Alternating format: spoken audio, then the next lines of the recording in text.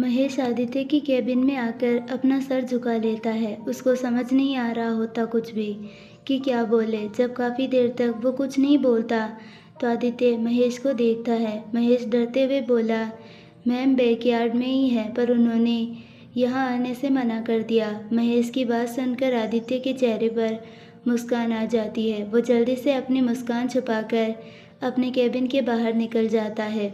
अवनी भी चेहरे पर नाराज़गी रखे हुए अपने आप से बोली, कोई कैसे किसी बच्चे को इतनी देर तक भूखा रख सकता है। मुझे बहुत तेज़ भूख लग रही है। इतना बोलकर वो बेंच से उठ जाती है। वो जैसे ही वहाँ से जाने को पलटती है वैसे ही उसे आदित्य अपने पीछे खड़ा दिखता है। भूख की वजह से अवनी थोड़ी चिड़चिड़ी होते हुए बोली, ऐसे सामने खड़े होकर क्या कर रहे हो? हटो सामने से, मुझे बहुत गुस्सा आ रहा है। आदित्य मुस्कुराते हुए बोला, वो तो मुझे भी पता है तुम्हें गुस्सा आ रहा है। इतना बोलकर उसके लाल होती नाक को अपनी एक उंगली से दबा देता है। अवनी चिड़चिड़ाते हुए आदित्य के हाथ को हटाकर बोली, आपको पता था ना मैं किसी से कुछ नहीं बोलूँगी और ना ही किसी को कुछ बताऊँगी, पर आपको तो पता था, तब भी आपने मुझे नाश्ता अपने हाथों से नहीं करवाया। इतना बोलते बोलते अवनी की आंखों से आंसू आ जाते हैं। वो तब भी आगे बोलते हुए बोली, आपको पता है कि मैंने कल हॉस्पिटल में भी इतना कुछ नहीं खाया, फिर रात में किसी को कुछ पता ना चले इसीलिए सबके साथ बैठकर उल्टे हाथ से खाना खाया और वो भी मैं अच्छे से नहीं खा पा रही थी। फिर भी सुबह के 10 बज रहे हैं, मैंने अब तक कुछ नहीं खाया। पर आपको अवनी बोलते बोलते चुप हो जाती है क्योंकि आदित्य अवनी को अपने गले लगाकर चुप करवाते हुए बोला, सॉरी मेरा बच्चा, मुझे सच्ची में नहीं पता था तुम इतनी जल्दी उठ जाओगी, वरना मैं इससे पहले ही महेश को भेज देता क्योंकि मुझे पता है तुम्हें भूख बहुत तेज़ लग रही होगी। तो चलो अब हम दोनों साथ में नाश्ता करेंगे। अवनी अपनी नाक सिकोड़कर आदित्य से दूर होते हुए बोली, ना मुझे अब भूख लग रही है और ना ही मुझे आपसे कोई बात करनी है। इतना बोलकर वहाँ से जाने लगती है। आदित्य अवनी की मासूमियत पर और ज़िद पर मुस्कुराते हुए अवनी के सामने आकर बोला, मैंने तुमसे पूछा नहीं बताया है, तो चलो अब मेरे साथ। अवनी फिर बच्चों की तरह मुंह बनाकर, मैंने बोला ना मुझे आपसे कोई बात नहीं करनी और ना ही आपके साथ नाश्ता करना। इतना बोलकर वहाँ से आगे बढ़ जाती है। आदित्य पीछे से अवनी के हाथ का ध्यान रखकर अवनी को गोद में उठा लेता है। अवनी आदित्य की इस हरकत पर पहले हैरान हो जाती है, फिर अपना मुंह आदित्य से फेर लेती है। आदित्य अवनी की इस हरकत पर फिर से मुस्कुराते हुए अपने मन में अपने आप से बोला, कितनी मासूम हो तुम बच्चा, जो तुम्हें यह भी नहीं पता कि तुम्हारी नाराज़गी में भी मेरा यह दिल धड़क जाता है। इतना बोलकर अपने चेहरे के सारे भाव को शून्य करके अपने केबिन की तरफ बढ़ जाता है। आदित्य अवनी को गोद में उठाकर अपने केबिन में ले जाता है और उसे अपनी गोद में लेकर ही अपनी चेयर पर बैठ जाता है। वहाँ बैठने पर भी अवनी कुछ नहीं कहती। वो तो अपना मुंह गोलगप्पे की तरह मुंह फैलाकर दूसरी तरफ देख रही होती है। वहीं महेश भी आदित्य के केबिन में ही वहीं खड़ा होता है जहां आदित्य उसे छोड़कर गया था। महेश अपने बॉस और मैम को देखकर जल्दी से जाने लगता है, पर आदित्य चेहरे पर शून्य भाव लेकर बोला, अभी के अभी नाश्ता लेकर आओ और याद रहे उसमें ऑयली और मसाले ज़्यादा ना हो। इतना बोलकर चुप हो जाता है। आदित्य के चुप होते ही महेश वहाँ से जाने लगता है। महेश को जाता देखकर अवनी वैसे ही मुंह फुलाकर बोली, साथ में आप करेले का जूस भी लेकर आना। इतना बोलकर फिर से चेहरा फेर लेती है। महेश बस आदित्य को देखता है। आदित्य घूरकर महेश को देखता है, जैसे कह रहा हो वो भी ले आना, पर जल्दी आओ। महेश जल्दी से केबिन से बाहर चला जाता है। वही केबिन के बाहर आते ही सारा स्टाफ आपस में तरह तरह की बातें कर रहा होता है। सबको फिर से झुंड बनाकर बातें करता देखकर महेश गुस्से में बोला, अगर अगले 30 मिनट में आप सब अपने अपने काम पर नहीं लगे तो आज ही आप सबको ये जॉब छोड़नी होगी। महेश को वहाँ देखकर पहले ही सब लोग डर से अपनी अपनी जगह पर बैठ जाते हैं। फिर महेश की बात सुनकर सब अपना सर झुकाकर बस अपने काम पर लग जाते हैं। जैसे अगर उन्होंने अपना सर भी ज़रा सा हिलाया तो उनको आज ही ये जॉब छोड़नी पड़ेगी। सबको वापस काम करता देखकर महेश वहाँ से चला जाता है। असल में जब सारा स्टाफ अपने बॉस को किसी लड़की को गोद में उठाता देखता है तो सब हैरान हो जाते हैं, क्योंकि उनका बॉस कभी भी किसी लड़की को अपने करीब नहीं आने देते, पर आज वो खुद ही उस लड़की को अपनी बाहों में लेकर गए हैं। अगर कभी कोई लड़की उनको बहकाने की कोशिश भी करती तो वो उसको बेइज्जत करके बर्बाद कर देते, पर आज सब अलग था। बॉस खुद ही उस लड़की को लेकर अपने केबिन में गए थे। सारा स्टाफ बातें बनाता है, ज़रूर इस लड़की ने ही सर के ऊपर अपने रूप का काला जादू किया होगा, या क्या पता सर पहले से ही इनसे प्यार करते हों, इसीलिए अब तक हर लड़की को अपने से दूर किया। सब इसी तरह की बातें करते हुए अलग अलग बातें बना रहे होते हैं। वहीं केबिन में महेश के जाते ही आदित्य अपना हाथ टेबल पर रख अपना सर हाथ पर टिकाकर अवनी को देखने लगता है। अवनी को आदित्य का ऐसा एकटक देखना बेचैन कर रहा होता है। वो अपना चेहरा उधर किए हुए ही ऐसे देखने से मैं आपसे बात नहीं करने लगूंगी। आदित्य अवनी की बात सुनकर अपने चेहरे पर मुस्कुराहट लाकर अपने दोनों हाथों से अवनी की कमर पकड़ लेता है और अपना चेहरा अवनी के कंधे पर रखकर अवनी के कान में बोला, तो तुम ही बता दो मुझे क्या करना होगा। इतना बोलकर अवनी के गाल पर किस कर देता है। आदित्य के इस तरह किस करने से अवनी की आंखें अपने आप बंद हो जाती है। वो जल्दी से अपना चेहरा आदित्य की तरफ करते, वो मैं क्यों बताऊं, मैं तो आपसे बात नहीं की, इतना बोलकर अपना चेहरा फुला लेती है। अवनी को ऐसे देखकर आदित्य अवनी के दोनों गालों को दबाकर बोला, अगर ऐसे ही बार बार अपना चेहरा रसगुल्ला जैसे फुलाओगी तो देख लेना रसगुल्ले जैसे खा भी जाऊंगा। इतना बोलते हुए वो अवनी के दोनों गाल खींच लेता है। अवनी अपना चेहरा दूसरी तरफ करके बोले, लगता है किसी को समझ नहीं आता कि मैं उनसे बात नहीं कर रही हूँ। आदित्य वापस से अवनी को अपनी बाहों में लेकर तुरंत बोला, बिल्कुल नहीं। इतना बोलकर वो फिर उसके कंधे पर सर रख लेता है। तभी महेश बाहर से केबिन नॉक करता है। केबिन के डोर के नॉक होते ही आदित्य वापस से शून्य भाव लेकर अवनी से थोड़ा दूर होकर अपने एक हाथ में फ़ोन लेकर देखते हुए बोला, कम इन। आदित्य के कम इन बोलते ही पहले महेश अंदर आता है, फिर महेश के पीछे पीछे 4 सर्वेंट भी आते हैं जिनके हाथों में 4 बड़ी बड़ी ट्रे होती है। वो सब भी अवनी को अपने बॉस की गोद में बैठा देखकर हैरान हो जाते हैं। फिर जल्दी से टेबल पर से सारा सामान हटाकर सारी ट्रे रख देते हैं। प्लेट में सारी ट्रे में से थोड़ा थोड़ा नाश्ता रखकर आदित्य के सामने रख देते हैं और अपना सर झुकाकर वहाँ से चले जाते हैं। और एक महेश भी जाते हुए बोला, सर और मैम, अगर आपको और किसी चीज़ की ज़रूरत हो तो मुझे बता सकते हैं। महेश के इतना बोलते ही अपने गुस्से में महेश को देखती है। महेश जल्दी से सर झुकाकर वहाँ से चला जाता है। आदित्य सबके जाते ही अपना फ़ोन साइड में रख देता है और अवनी को देखता है, जो अपनी तिरछी नज़रों से नाश्ते को देख रही होती है।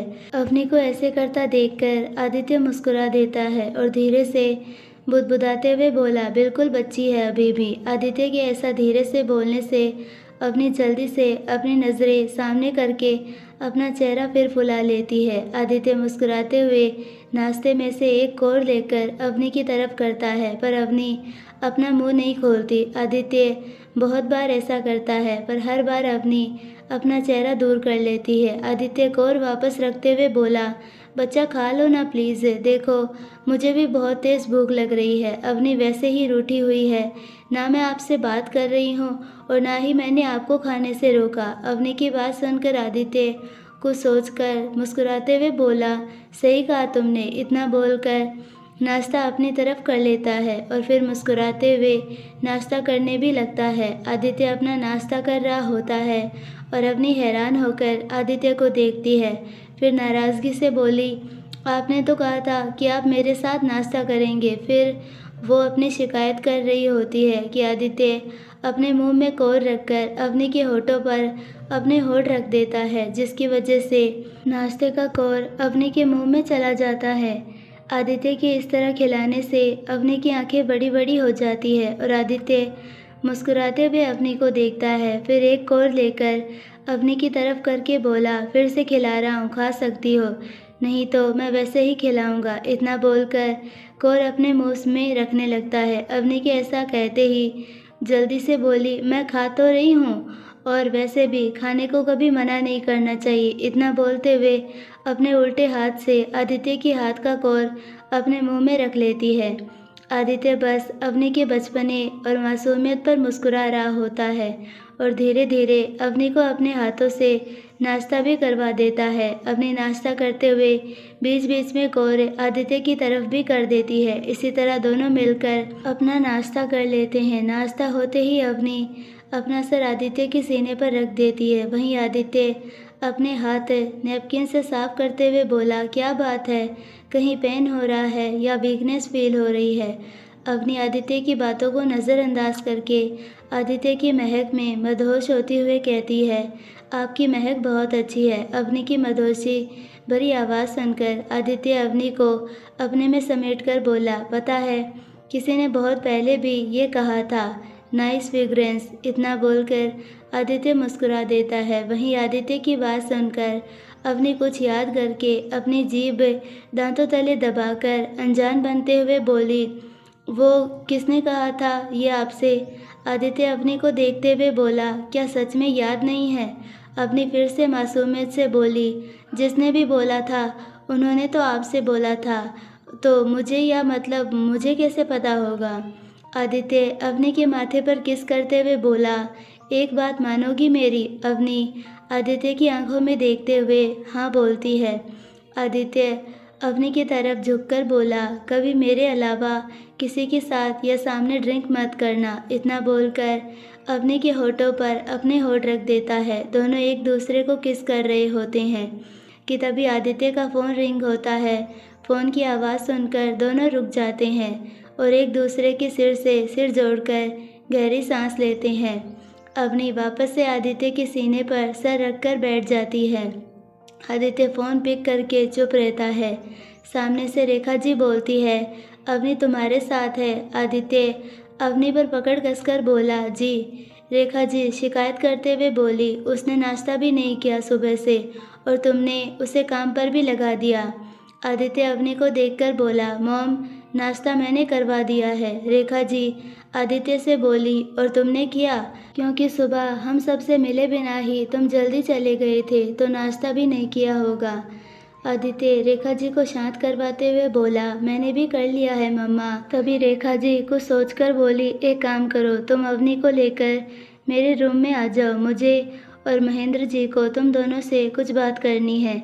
आदित्य हाँ बोलकर फ़ोन काट देता है और अवनी को एकटक आदित्य को देख रही होती है। आदित्य अवनी के बालों पर किस करते हुए बोला, चलो, मम्मा ने तुम्हें और मुझे दोनों को बुलाया है। अवनी आदित्य को अभी भी एकटक देखते हुए बोला, तुमने मुझे कैसे पहचान लिया, वो भी इतनी आसानी से?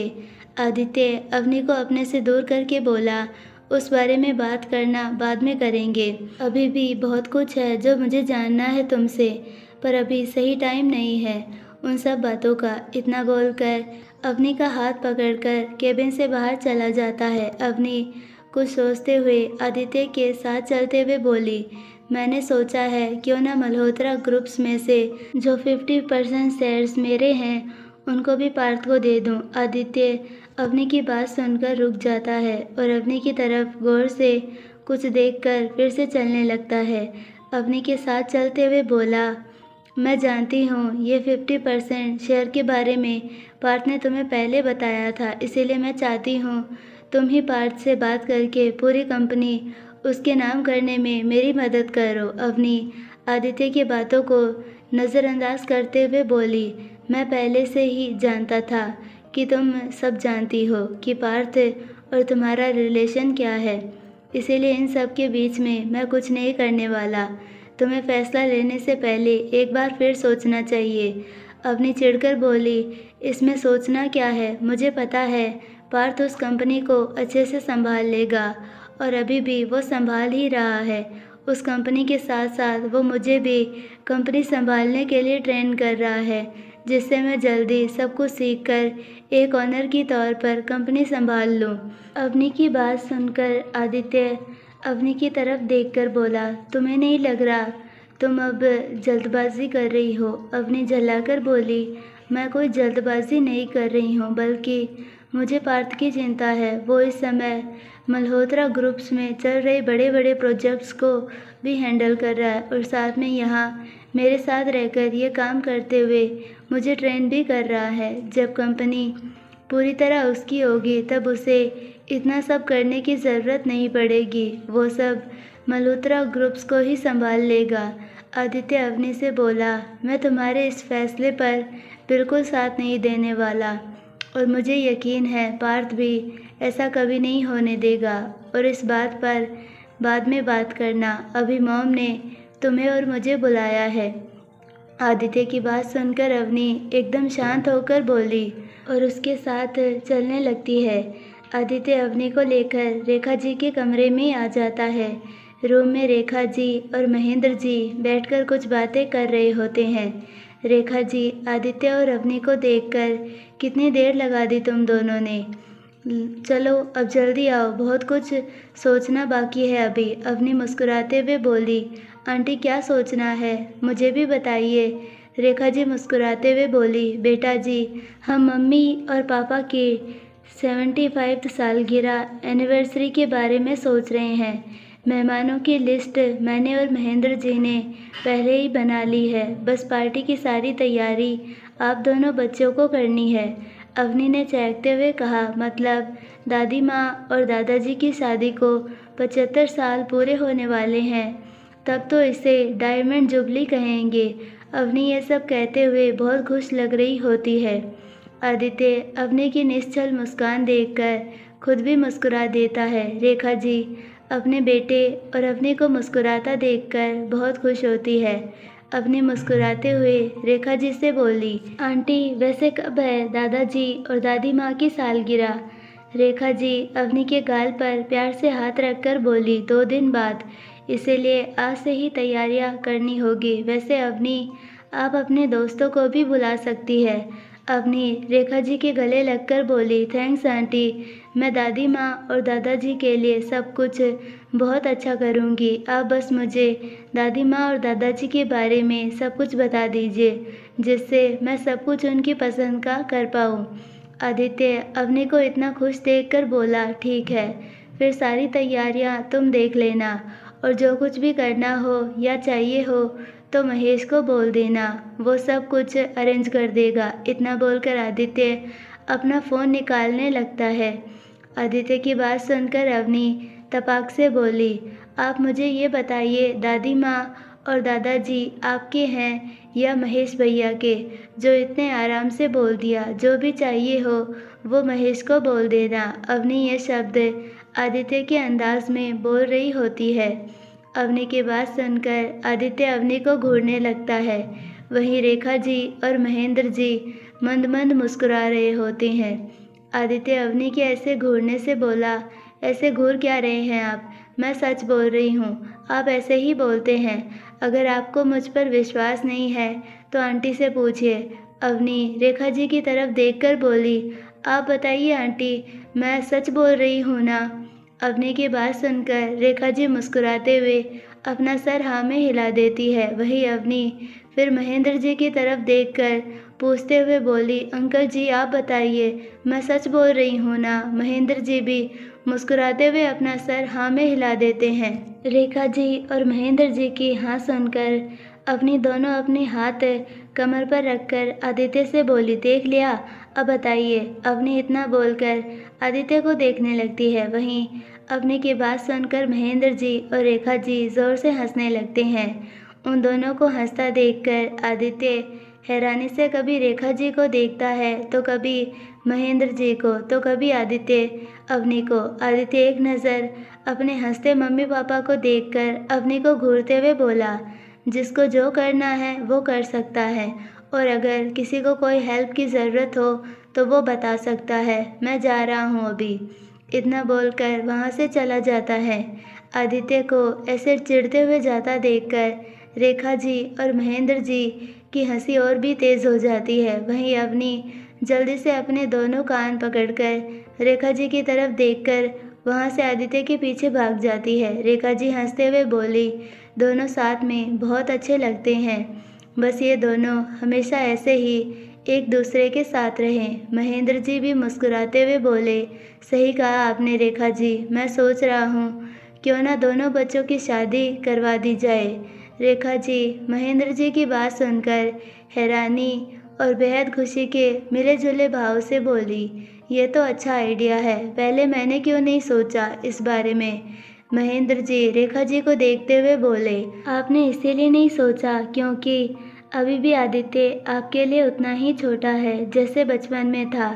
इतना बोलकर महेंद्र जी मुस्कुरा देते हैं। रेखा जी आदित्य का बचपन याद करते हुए बोली, आप सही कह रहे हैं, हर माँ के लिए उनका बच्चा हमेशा ही बच्चा ही रहता है, चाहे वो कितना भी बड़ा क्यों ना हो जाए। वहीं आदित्य रूम से बाहर निकलते हुए अपने में बड़बड़ाते हुए बोला, मैं हर बार कैसे भूल जाता हूँ कि अवनी सबके सामने कुछ भी बोल देती है, कभी भी एक बार भी नहीं सोचती उसके ऐसे बोलने से मेरा क्या होगा। अब पता नहीं मम्मी पापा कितना हंसेंगे, और अगर मम्मा ने दादी माँ को बताया तो वो अच्छे से मेरी टांग खिंचाई करेंगी, जैसे उस समय अवनी के काटने पर की थी। इतना सब बड़बड़ाते हुए आदित्य अपने कमरे की तरफ आ जाता है। वहीं अवनी भी अपने रूम से बाहर निकलकर बड़बड़ाते हुए कहती है, ये क्या कर दिया अवनी तूने, उधर सबके सामने कैसे घूर रहे थे आदित्य, अब तो शायद खा ही जाएंगे मुझे, पर मेरी भी क्या गलती, मैंने जो कहा वो सच ही था। मुझे तो ये समझ नहीं आ रहा आंटी जी और अंकल जी इतना हंस क्यों रहे थे, मैंने गलत ही क्या कहा, हर कोई अपने फैमिली फंक्शन में खुद ही तो काम करता है। इतने बोलते हुए अवनी आदित्य के कमरे के सामने आ जाती है। वहीं आदित्य अवनी को अपने रूम के सामने देखकर मुस्कुराते हुए अवनी को अपनी बाहों में लेकर रूम में आ जाता है। अवनी हैरानी से अपनी बड़ी बड़ी आंखों से आदित्य को देख रही होती है। आदित्य अवनी की नाक से नाक टच करके बोला, हाँ तो क्या बोल रही थी तुम। अवनी हैरानी में बड़ी होती आंखों से देखते हुए बोली, वो मैं। अवनी इतना ही बोल पाती है कि आदित्य अवनी को अपने बेहद करीब करके उसके बोलते होठ पर अपने होठ रख देता है। आदित्य के ऐसा करने से अवनी की आंखें अपने आप बंद हो जाती है।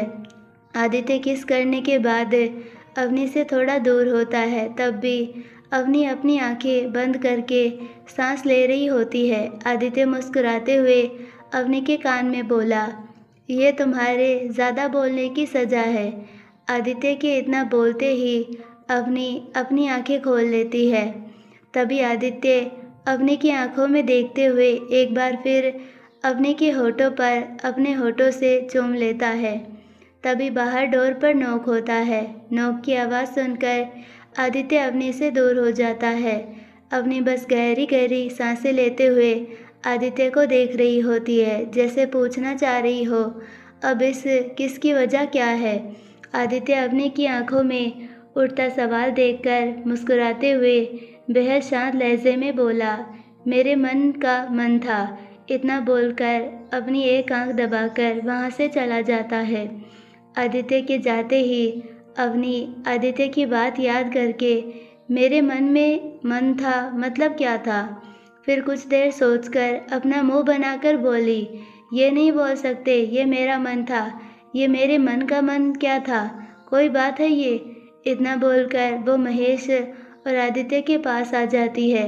असल में महेश को आदित्य को कुछ बताना होता है, पर अवनी के रूम में होने से महेश कुछ नहीं बोलता, ना ही आदित्य महेश से कुछ सवाल पूछता है। आदित्य जब अवनी को अपने करीब आता देखता है तो, तुम्हें जो भी करना है तो महेश को बता दो, वो तुम्हारी हर चीज़ में हेल्प कर देगा। आदित्य इतना ही बोल पाता है कि उसका फ़ोन बजने लगता है। वो फ़ोन देखकर अवनी को महेश के पास छोड़कर खुद बालकनी में आ जाता है। अपने बॉस को इस तरह जाता देखकर महेश समझ जाता है कि कोई ज़रूरी बात है। वो अवनी से बात करता हुआ बार बार अपने बॉस की तरफ देख रहा होता है। वहीं आदित्य बालकनी में आकर फ़ोन उठाकर अपने कान पर लगा लेता है। उधर से कोई आदमी बेहद शांति से बोला, सर हमने पता लगा लिया है उस लड़की के बारे में जिसे संजय राठौड़ के आदमी पागलों की तरह ढूंढ रहे हैं। उस आदमी के इतना बोलते ही दोनों तरफ शांति पसर जाती है। वो आदमी अपनी बात आगे बढ़ाकर बोला, सर वो लड़की इस समय कहाँ पर है? हमने वो सब भी पता लगा लिया है, पर फिर से दोनों की तरफ शांति पसर जाती है। पर इस बार आदित्य थोड़े गुस्से से बोला, पर क्या? वो लड़की जहाँ भी है वहाँ जाकर उसके बारे में और अच्छे से पता करो। इतना बोलकर आदित्य चुप हो जाता है। वो आदमी उधर से बोला, सर वो लड़की इस समय आपके घर पर ही है। उस आदमी की बात सुनकर आदित्य की आंखें ज़ोर से बंद हो जाती है। दोनों तरफ एकदम शांति होती है। आदित्य अपने ओरा में बोला, क्या वो लड़की अपनी मल्होत्रा है? आदित्य के ऐसा पूछते ही वो आदमी उधर से बोला, जी सर। उस आदमी के हाँ बोलते ही आदित्य अपना फ़ोन काट देता है। उसके दिमाग में इस वक्त तरह तरह की बातें चल रही होती है। उसको कुछ समझ नहीं आ रहा होता कि अब वो क्या करे। वो अपने आप को बेहद शांत करके वापस कमरे में आ जाता है। आदित्य रूम में आकर गहरी सांस लेकर महेश की तरफ देखता है। जैसे ही महेश की नज़र अपने बॉस पर जाती है वो समझ जाता है कि उसे उसका बॉस कुछ पूछने वाला है। तो वो जल्दी से अवनी की तरफ देखकर बोला, मैम मैं आपकी बात समझ गया। मैं आपको अगले 2 घंटे में सब चीज़ें दिखा दूंगा जो आपको अरेंजमेंट के लिए चाहिए। महेश जल्दी से वहाँ से चला जाता है। इतना बोलकर महेश के जाते ही आदित्य अपने चेहरे पर मुस्कान लाकर अवनी से बोला, मुझे कुछ काम है, मैं आता हूँ। तब तक तुम बाकी सब अरेंजमेंट के बारे में सोच लो। अवनी हैरानी वाले भाव से बोली, पर महेश भैया। वो अवनी बोल ही रही होती है कि आदित्य अवनी को शांत करवा कर बोला, महेश को मैंने भेजा है, मुझे कुछ काम है उससे अभी। तुम एक काम करो, दादी माँ और दादाजी से उनकी थोड़ी बहुत पसंद पूछ लो, क्योंकि मुझे पता है, क्योंकि वो दोनों अब तक समझ गए होंगे कि हम उनकी 75वीं सालगिरह मनाने का प्लान बना रहे हैं। इतना बोलकर आदित्य चुप हो जाता है। आदित्य की हर बात अवनी किसी मासूम बच्चे की तरह सुनकर अपना सर हाँ में हिला रही होती है। जैसे ही आदित्य चुप होता है अवनी वहाँ से जाने लगती है। आदित्य अवनी को जाता देखकर पीछे से उसे अपनी तरफ खींच लेता है। इस तरह खींचने से अवनी आदित्य के गले लग जाती है। आदित्य अवनी को अपनी बाहों में लिए बोला, मैं तुम्हें कभी भी अपने से दूर नहीं जाने दूंगा, कभी भी नहीं। तुम मेरी हो, बस मेरी। इतना बोलकर अपनी पकड़ अवनी पर कस लेता है। अवनी आदित्य की बात सुनकर नाराज़गी से बोली, मैंने जब पूछा था कि तुम मुझे छोड़कर तो नहीं जाओगे ना, तब क्यों नहीं कुछ बोला? आदित्य अवनी की बात सुनकर बोला, क्योंकि ना मैं कभी तुम्हें अपने से दूर जाने दूंगा और ना कभी भी अपने से दूर करने दूंगा। आदित्य की बात सुनकर अवनी की पकड़ भी आदित्य पर कस जाती है और चेहरे पर मुस्कुराहट भी बिखर जाती है। दोनों एकदम शांत एक दूसरे की बाहों में खड़े होते हैं। असल में आदित्य के मन में तरह तरह के सवाल चल रहे होते हैं। कुछ सवाल ऐसे होते हैं जो वो अवनी से पूछना चाहता है पर डर रहा होता है कहीं उसका जवाब ना हो तो वो बिल्कुल नहीं सुनना चाहता। वो थोड़ी देर बाद अवनी से दूर होकर अपने होठ उसके माथे पर रखकर वहाँ से चला जाता है। अवनी आदित्य को ऐसे जाता देखकर अपने आप से बोली, मुझे पता है कुछ तो है जो तुम्हें बहुत ज़्यादा परेशान कर रहा है और मुझे ऐसा लग रहा है वो कुछ शायद मुझसे ही जुड़ा हुआ है।